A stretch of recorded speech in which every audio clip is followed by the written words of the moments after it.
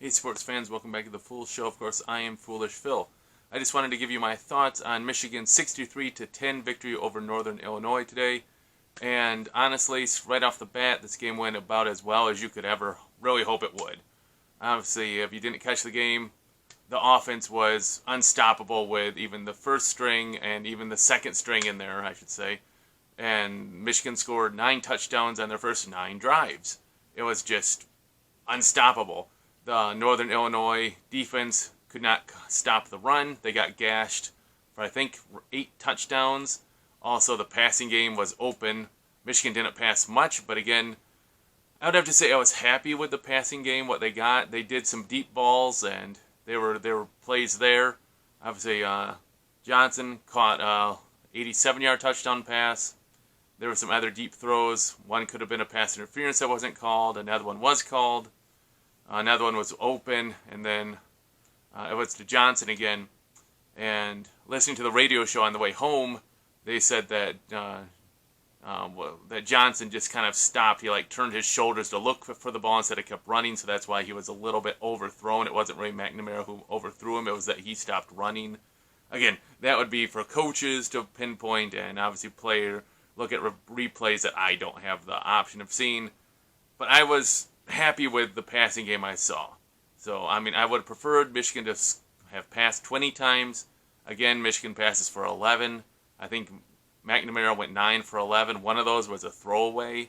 And the other one that was incomplete was the pass interference that was not called. So, again, he had a pretty good game, even though statistically he only threw 11 passes, 191 yards. Can't really complain about that. Rushing attack was just a monster again. Over 373 yards is what I have down. And you have Corum had 3 touchdowns. You had Edwards with 2, which is great to get a freshman in there, get 2 touchdowns. He had a long touchdown run, so did Corum. And then you have Haskins, who had 2 touchdowns. Haskins only had 9 carries. Corum had 13, and Edwards had 8, I think it was. So interesting balance there. And you don't really mind the balance when you're just shredding a team like this. Just rotate players in, rotate players in. Even Dunlop, true freshman, got some carries in the fourth quarter, I think it was too. And in the fourth quarter, just especially the last drive Michigan had, it was just players rotating in all over the place. I heard that Michigan played over 100 different players for the game. So, kudos to that. The offense is just humming along in the running game. I think the passing game's coming along. Is it there? No. There's still more to be done. Because you watch. Rutgers, I don't know if they have the defense to do it, but Wisconsin for sure. They are just going to jam the box, put 9, 10 people in the box, and force McNamara to beat them with his arm. And, good teams are going to do that, and it'll be interesting to see what Michigan can do then. Can Michigan complete the passes when the defense is shutting down the run? We'll see how that goes. That's a couple weeks away. A few thoughts about the defense, too. Excellent job again by McDonald there. Northern Illinois came out 3-and-out. Then the second drive they got, they're 50-some yards, I think, settled for a field goal. I think that was a mistake by the coach. They really should have gone for the touchdown because they were just running on Michigan. Michigan hadn't adjusted yet. They settled for a field goal, chip shot 21-yarder. But they didn't get another sniff till it was way, way, way late when the third stringers were in. Then Rocky Lombardi did his nice drive. He did a great ball fake and got a 40 or 50-yard run there. It was a nice fake on an R. So, good for that. I'm really impressed with how the defense has really adjusted in each game. They give up some yards and then they take it away. Obviously, the Washington game last week didn't exactly go the way you wanted, where they gave up a lot of yards in the fourth quarter. This one was nice and sound again. Obviously, not the same caliber of offense as Washington. Obviously, you're going to face tougher offenses in the Big Ten. But again, I love how the Michigan defense is adjusting. Right? They're adjusting. That's the best part. Is Don Brown, you knew you were getting man coverage. They're adjusting, and that's the big, big difference here. Will it pay off in the Big Ten? Hopefully so. Looking at another interesting stat I heard, of course, Michigan 3-0. Another cool thing, they did not trail in any of the 3 games, so that's pretty cool. In their non-conference, did not trail. So obviously you're going to have another feature. All games were at home too, right? So this team isn't on the road battle tested yet.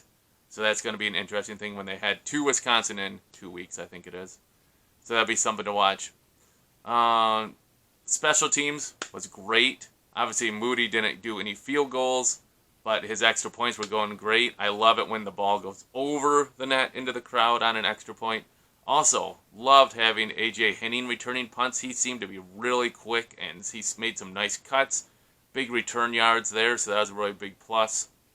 No turnovers. Always a big double thumbs up when you have no turnovers. And what can you say when you win 63-10 and you've scored 9 touchdowns on your first 9 drives? Not much more to do about that. It's interesting, though, the landscape of football. You have teams that you thought maybe you might be able to like pencil in that's going to be a win. And I'm not saying I agreed with that because a lot of teams probably thought Michigan was going to be a win. Last year, Michigan went 2-4 and was dreadful. Just putrid. And I'll admit it. I'm a fan, and I'll admit last year Michigan was bad. And people thought, well, maybe this year it'll be, that team will be bad. Or that team, like Rutgers next week. Michigan should beat them. Why? Just because their name is Rutgers? That game went to double overtime, I think it was, and it took Rutgers missing a field goal for Michigan to come back and win the game in overtime. Right, they had the kick to win the game, and then Rutgers missed it. So, me and my friends are just of the mentality, you can't look past anyone. Up next is Rutgers, at home, Big Ten play, definitely quality opponent. Greg Schiano's really turning things around there in Rutgers. He did it the first time he was there before he went, I think, to the NFL. And then I'm not sure how long he was in the NFL, but he's back and he's turning around Rutgers. Then, of course, you're at Wisconsin. Tough game there. Then at Nebraska. And Nebraska gave Oklahoma a real good fight today. Every game is a game that's going to be tough. You cannot look past any game. You're not to that skill level where you can look past anything. And that was great, too, to me. Another key point. Michigan did not come out lackluster after the big win on primetime last week. Noon game today, BTN, not the great big coverage. And they came out and they just clicked. There wasn't any laziness. There wasn't any haze and all that. Or like, oh, we don't really care. It was good to see that effort. This is like a game that would be like when Michigan was really, really good. I mean, like, top 10 team back in the day. This is how Michigan would play against a MAC opponent. So, I'm not saying Michigan's a top 10. No. I didn't say that. I said that's how they played today. Reminded me of when they were a top 10 team, when they would just take it to a MAC team. A win's a win. Happy to get the win. Non-conference is over. Bring on Rutgers and see what happens there. They're 2-0, playing again. They might be 3-0. So that's looking good. Michigan State looks like they're going to beat Miami. Like I said, Nebraska took Oklahoma hard to the end. Indiana and Cincinnati was a tight game. So, boy, this is setting up to be a really good Big Ten schedule ahead of Michigan. It's going to be really tough. Going to make for some good videos and interesting thoughts. So, if you guys have any thoughts, please put them in the comments below. I appreciate that. And until I see you guys next time, go Blue!